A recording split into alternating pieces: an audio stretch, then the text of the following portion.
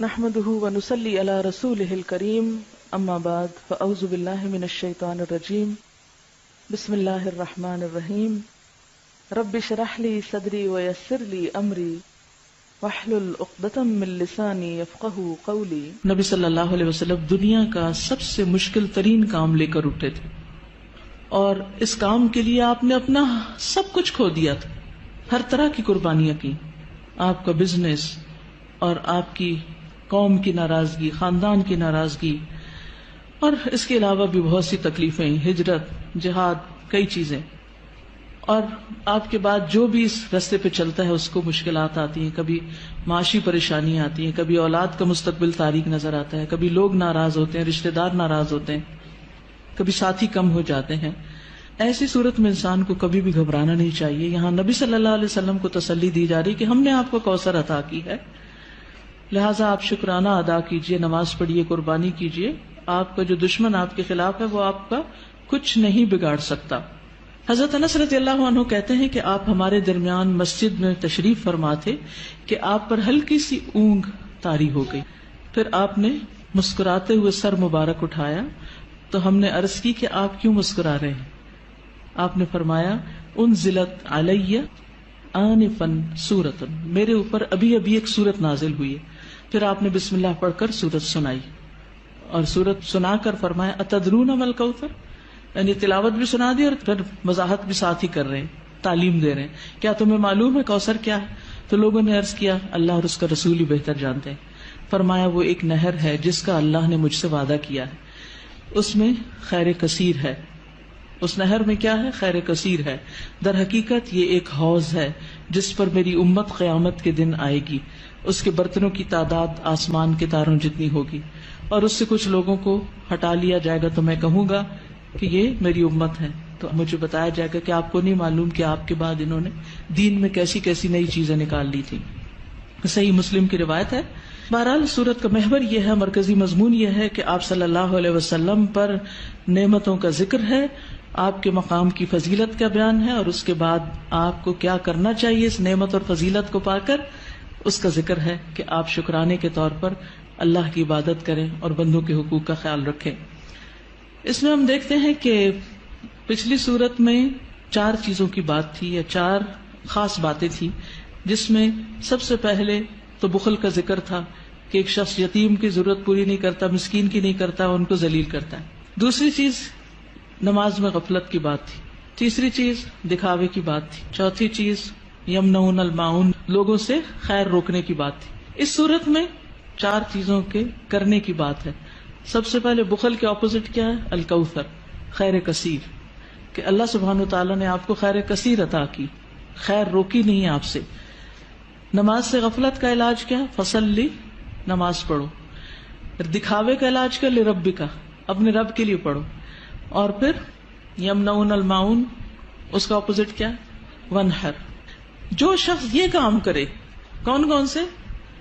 فصلی لربک ونحر، نماز بھی صحیح ادا کرے اور قربانی بھی کرے، صدقہ خیرات بھی کرے، اس کا دشمن سرنگوں ہو جاتا ہے، اس کا دشمن اس پہ غالب نہیں آ سکتا، اس کا دشمن اس کا کچھ بگاڑ نہیں سکتا۔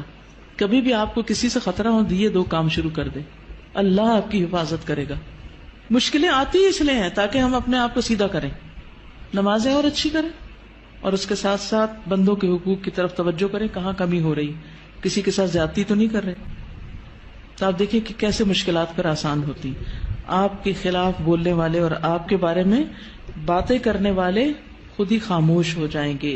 اس صورت کا پس منظر یہ بھی بتایا جاتا ہے کہ جب آپ کے بیٹے قاسم کا انتقال ہوا اور یہ خبر ابو لہب تک پہنچی تو اس نے کیا کہا کہ محمد ابتر ہو گیا، اب ان کا نام نشان مٹ جائے گا، کوئی ان کا نام لینے والا نہیں۔ تو آپ کو تسلی دی جا رہی ہے کہ آپ فکر نہیں کریں، ناکام آپ کا دشمن ہی ہوگا، آپ کو اللہ نے خیر کثیر عطا کر دی۔ تفصیل دیکھتے ہیں۔ انا اعطیناک الکوثر، بے شک ہم نے عطا کی آپ کو الکوثر۔ انا سے مراد اللہ سبحانہ وتعالی، اعطینا ہم نے آپ کو عطا کی۔ عطا کیا ہوتی؟ جس کا بدلہ نہیں چاہیے، ٹھیک ہے۔ الکوثر، کوثر، الکوثر جو ہے یہ جیسے میں نے پہلے بھی عرض کیا، ایک ہے خیر کثیر، کثرت سے خیر عطا کی، بہت زیادہ بھلائی، بہت نعمتیں آپ کو عطا کی، اور انہی میں سے ایک نعمت نہر کوثر ہے یا حوض کوثر ہے۔ بعض کے خیال میں ایک ہی چیز ہے، بعض کے خیال میں دو ہیں۔ نہر جنت میں ہے، حوض عرصات یوم القیامہ میں ہے، یعنی حشر کے میدان میں ہے۔ اور نہر کوثر سے پانی آ رہا ہے کس میں؟ حوض میں، اور اس کی مسافت کتنی ہے؟ 1 مہینے کی لمبائی پہ لمبا اور 1 مہینے کی لمبائی پہ چوڑا، اس کی لمبائی چوڑائی اتنی ہے۔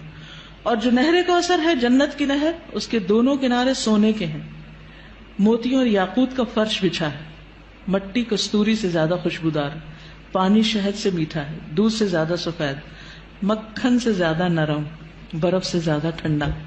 دنیا میں جو آپ کو بہت ہی پسند ہے اس کی کچھ مشابہت نظر آتی۔ اور حوض کوثر جو ہے میدان حشر میں، اس کے کناروں پر کیا ہے؟ پیالے ہیں، کتنے؟ ستاروں کی تعداد میں۔ جو ایک دفعہ اس سے پانی پیے گا وہ کبھی بھی دوبارہ پیاسا نہیں ہوگا۔ لیکن اس سے کس کو ہٹا دیا جائے گا؟ جو بدعت کرنے والا ہو، یا جو آپ سے دشمنی رکھنے والا ہو، آپ سے بغض رکھنے والا ہو، اس کو وہاں نہیں آنے دیا جائے گا۔ یا جو آپ کے دین سے بغض رکھنے والا ہو، نماز سے نفرت ہے، صدقہ خیرات سے، دین کا ہر کام میں مصیبت لگتا ہے۔ ایک یہ ہے کہ بوجھل ہونا، اچھا آپ سو کے اٹھے ہیں تو آپ کو بوجھل لگ رہا ہے نماز پڑھنا، وہ ایک فطری سی بات ہے، آپ تھکے ہوئے ہیں یا نیند میں ہیں۔ لیکن ایک یہ ہے کہ دل سے نماز کی چاہت ہی نہ ہونا۔ نبی صلی اللہ علیہ وسلم فرمایا کہ نماز میری آنکھوں کی ٹھنڈک ہے۔ ہمارے نزدیک نماز کا مقام کیا؟ ہم میں سے ہر ایک کو سوچنا چاہیے، میری زندگی میں نماز کا مقام کیا؟ مجھے نماز سے کتنی محبت اور چاہت ہے، کتنے شوق سے میں اس کی طرف جاتی ہوں، یا نماز بس خانہ پوری کی حد تک پڑھتی ہوں؟ کیونکہ یہ ہماری ایمان کا امتحان ہے اس میں۔ بہرحال یاد رکھیے، جس نے آپ صلی اللہ علیہ وسلم سے دشمنی رکھی، جس نے آپ سے بغض رکھا، جس نے آپ کی شریعت سے بغض رکھا، اس کے لیے پھر کوئی خیر نہیں، کوئی برکت نہیں، وہ حوض کوثر پر نہیں آ سکے گا۔